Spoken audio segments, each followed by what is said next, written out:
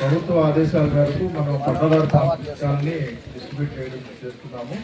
ఇప్పటి వరకు ఇచ్చినటువంటి గవర్నమెంట్ ఏం చెప్తుందంటే ఎక్కడా కూడా పాస్బుక్ లో ఉన్నటువంటి అన్ని పేర్లు కరెక్ట్ గా ఉండాలి. ఒకవేళ అట్లాంటివి ఏదైనా ఉంటే మళ్ళీ కరెక్షన్ చేస్తాము. తర్వాత రీసర్వేలో చేసేటప్పుడు కూడా మీ అందరికీ నెక్స్ట్ టైం ఖచ్చితంగా ఇన్ఫార్మ్ చేస్తాము. అలాగే ఇప్పుడు మేమంతా కూడా మీ పేరు, మీ యొక్క ఇంటి అడ్రస్ కానీ ఫోటో కానీ ఖచ్చితంగా కరెక్ట్గా ఉండేటట్లే మీకు చేసి ఇస్తాము. ఇది ప్రభుత్వం ఇచ్చినటువంటి ఆదేశాలు. కాబట్టి ఇప్పుడు దయచేసి అందరూ ఈకేవైసీ చేసుకొని ఈ పాస్బుక్ తీసుకోవాల్సిందే రిక్వెస్ట్ చేస్తున్నాం. థ్యాంక్ యూ అండి అందరికీ. పొలాలు భూములన్నీ కూడా చేయించుకొని అధికారులు కూడా దయచేసి చెప్తున్నా, ఎప్పటి నుంచి ఈ సర్వే స్టార్ట్ అయినప్పటి నుంచి కూడా అధికారులకు మొదలుపెట్టుకున్నా, నా సమస్యగా మొదలుపెట్టుకున్నా ఇంతవరకు పరిష్కారం చేయలే. జాయింట్ లో పెట్టేసుకున్నాం అనమాట. మాకు తెలియకుండానే మేమంతా అన్నదమ్ములు వస్తున్నా కూడా అది ఎందుకు జాయింట్ లో పెట్టారు నాకు అర్థం కాలేదు. కానీ ఇటువంటి సమాచారం ఇచ్చే అధికారులు ఏమన్నా గ్రామ స్థాయిలో ఉన్న సమాచారం ఇచ్చే అధికారులు ఏమన్నా తప్పడం ఉందేమో నాకు తెలియదు. కానీ మాకున్న భూములు కూడా జాయింట్ లో పెట్టేసి వెళ్ళిపోయినారు.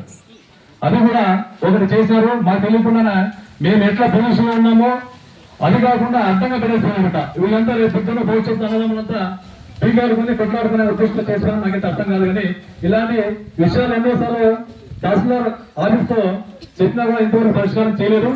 కానీ ఏ విషయం చెప్పినా కూడా ఇది ఆన్లైన్ ఓపెన్ కాలేదు, వెబ్ ల్యాండ్ ఓపెన్ కాదని సమాధానం వస్తుంది. కానీ ప్రజల దగ్గరకు వచ్చి ఈ సమస్యను పరిష్కరించిందే అధికారులు ఎవరైతే లేరు. ఇంతవరకు రీసర్వే అయితే అయిపోయింది, గెజిట్ అయిపోయిందనే వాదన అయితే వస్తుంది. కానీ ఇంతవరకు కానీ గ్రామ ప్రజలందరికీ చాలా ఇబ్బంది పెడుతున్నారు. కానీ ఏ యొక్క పరిష్కారం కూడా కాలే.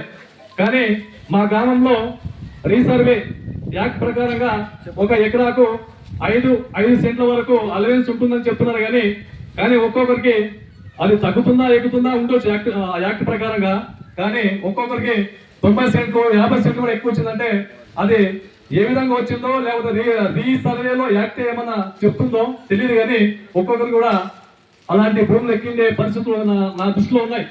నా దృష్టి కూడా వచ్చి చెప్పారు కాబట్టి నేను కూడా వెరిఫై చేశాను. అది వాస్తవంగా అయితే ఉంది అన్నమాట. అలాంటి అధికారుల్ని ప్రశ్నిస్తే మాకు తెలియదు అంటారు. అందుకోసంలో గ్రామంలో ప్రతి రైతుకి పొలం చుట్టూ ఉన్న రైతులందరికీ తెలియజేసి చేస్తే ఈ పరిస్థితి రాదు. రైతులకు పక్కలో ఉన్న రైతులు తెలియకుండా చేస్తేనే ఇలాంటి సమస్యలు అందరికీ ఎదురవుతున్నాయి. దయచేసి ప్రతి ఒక్కరికి సర్వే నంబర్లో ఉన్న చుట్టుపక్కల ఉన్న రైతులందరికీ తెలియజేస్తేనే ప్రతి రైతుకు కూడా అర్థమవుతుంది నా భూమి ఎంత ఉంది, నాకు ఎంత తగ్గింది అనే విషయం. కానీ ఈ రోజు ఇప్పుడు వచ్చిండే పాస్బుక్లో కూడా అలవెన్స్ అంటే ఎకరాకి ఎంత వస్తుంది నాకైతే తెలియదు. అంటే అత్త దగ్గర 90 సెంట్లు వస్తుందేమో నాకే తెలియదు. కానీ నాకు కూడా అలాంటి 90 సెంట్లో ఎకరంలో అలవెన్స్ లో జత చేసి ఇస్తే నేను కూడా బాగుపడతా. అధికారులకు చెప్పడం ఇదే. దయచేసి అలాంటివి ఉన్నాయి. రేపొద్దునే టీజీఎస్ లో కావచ్చు, ఆర్టీఐ ద్వారా కావచ్చు, అధికారులకు ఖచ్చితంగా మా గ్రామం తరఫున రీసర్వే యాక్ట్ ప్రకారంగా ప్రతి ఒక్క విషయాన్ని కూడా అడుగుతామని తెలియజేస్తూ గ్రామ ప్రజలందరికీ రైతులందరికీ కూడా కష్టాలు లేకుండా భూ సమస్యలు పరిష్కరించాలని కోరుకుంటూ ఈ అవకాశం ఇచ్చిన అందరికీ నా ధన్యవాదాలు తెలియజేస్తున్నా. పారదర్శకంగా ఎక్కడా కూడా ఎలాంటి ఇబ్బంది కలుగుకోకుండా ఆ రైతు సమ్మతం అయితేనే మేము ముందుకు వెళ్తామన్నా. రైతుకి తెలియకోకుండా రైతు ప్రమేయం లేకోకుండా ఎటువంటి పరిస్థితుల్లో ముందుకు వెళ్ళే పరిస్థితి లేదు. అక్కడగానే ఉంది పరిస్థితి. అలాగే జాయింట్స్ కూడా ఒక నెల లోపలే క్లియర్ చేస్తామన్నా. జాయింట్స్ దాదాపు 300 చిల్లర ఉన్నాయి, 309 ఉన్నాయి జాయింట్ కూడా. మీరు అన్నదంలో పోతే మండేకి క్లియర్ చేస్తామన్నా. ఎందుకు ఈ విషయం వచ్చి సర్వే చేస్తారా? అందరికి అవకాశం ఇస్తాము. సర్వే నెంబర్ 8 సార్ గట్ట కింద మేము పొజిషన్ వేస్తున్నాము. గట్ల మేరకు చేశారా లేకపోతే గలాట్లు పెట్టేదానికి మీరు చేశారా? అది చెప్పండి. ఎవరు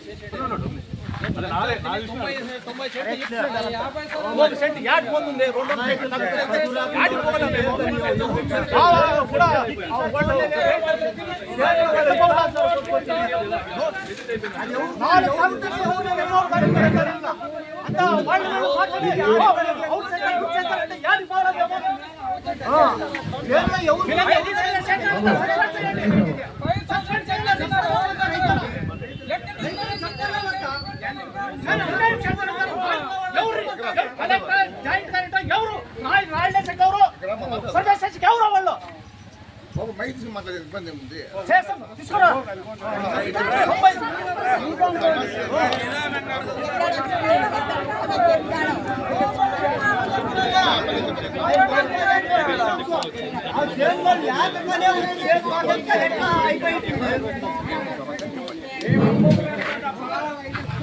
ಈಗ 1900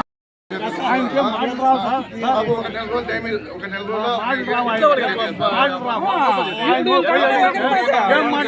వచ్చాము. ఏమన్నా ఇబ్బంది ఉంటే చెప్పండి బాబు. బాబు, ఏమన్నా ఇబ్బంది ఉంటే ఒక నెల రోజులు చదివేస్తాము.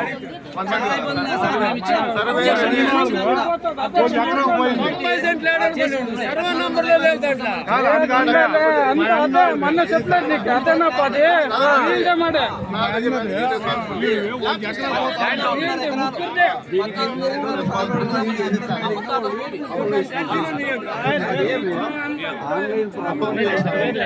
ఎక్కించకైతే డాక్యుమెంట్ డాక్యుమెంట్